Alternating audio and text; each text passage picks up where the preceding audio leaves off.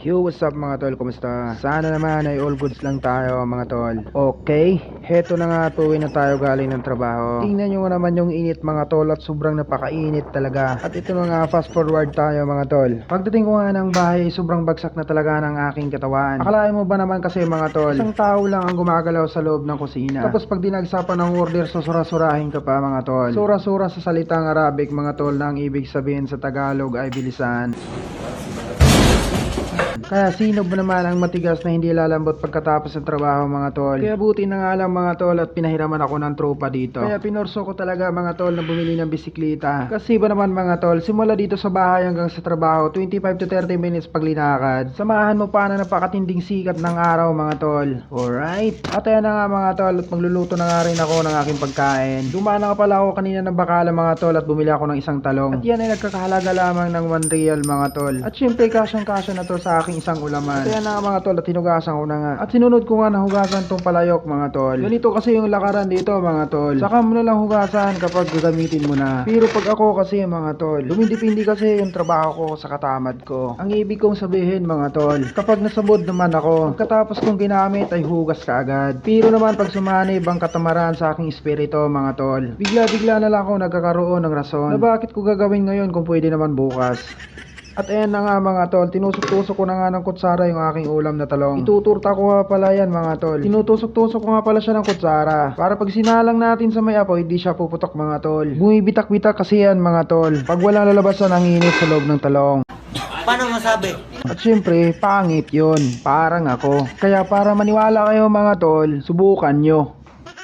At ito na mga tol at medyo okay na yung aking talong. Parang okay na to mga tol, pwede na siyang balatan. At ito na nga mga tol, hinango ko na siya dyan para aking balatan. At talagang nakakaramdam na din ako ng gutom mga tol. Sadyang ganito lang talaga kahirap mamuhay mag-isa mga tol. Kahit yung tipong bagsak na yung iyong katawan at yung gustong gusto mo na sana magpahinga, wala kang choice kundi paghanda ang sarili mo. Dahil sarili mo lang naman talaga ang kakampi mo dito sa ibang bansa mga tol. Dahil pag di mo inalagaan ang sarili mo dito, tapos syempre magkakasakit yan. Ikaw lang din mahihirapan mga tol. Saka isa pa mga tol, ang hirap magkasakit sa ibang bansa lalo pat mag-isa ka. Walang babangon sa'yo upang ipaghain ka ng pagkain mga tol. Walang mag-aabot sa'yo ng tubig pag nauuhaw ka mga tol. At ang masaklap pa, hindi ka pwedeng lumiban sa trabaho. Dahil dito sa ibang bansa, hindi uso sa kanila ang salitang sakit. Tulad na lang dito sa aming company mga tol. Kapag magpapaalam ka na di ka makakapasok dahil masama ang iyong pakiramdam, instead na dadalhin ka sa ospital para bilhan ng gamot, sabihin pa sa'yo, nagdadrama-drama ka lang. Tapos ang masaklap pa dyan mga tol, ang katumbas ng isang araw na pagliban sa trabaho ay 3 araw na walang sahod na sweldo. Ganyan kalupit ang aming company mga tol.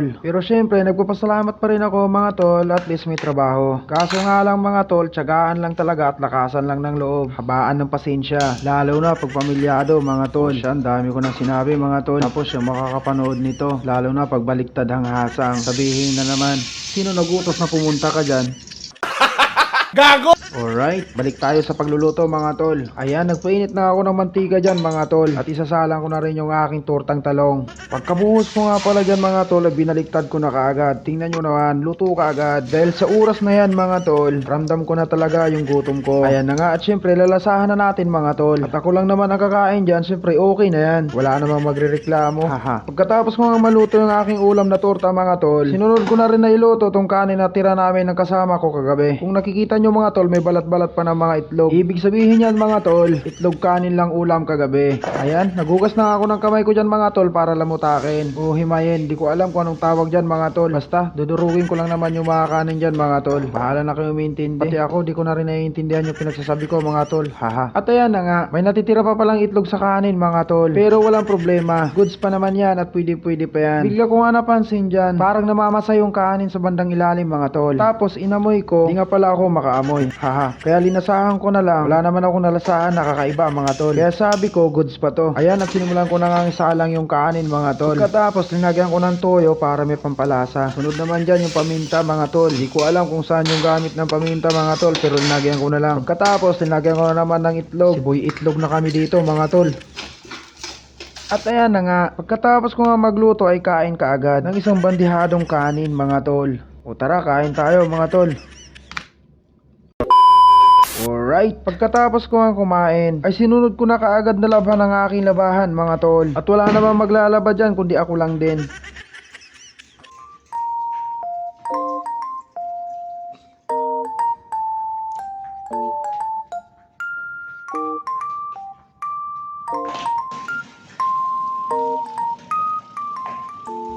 Dahil day off ko nga pala bukas, naisipan ko nalaban ko na rin yung aking punda mga tol. Huwag nyo na lang pansinin yung tiyan mga tol. Haha. O ayan mga tol, panuorin nyo na lang. Wala na rin ako may sabi.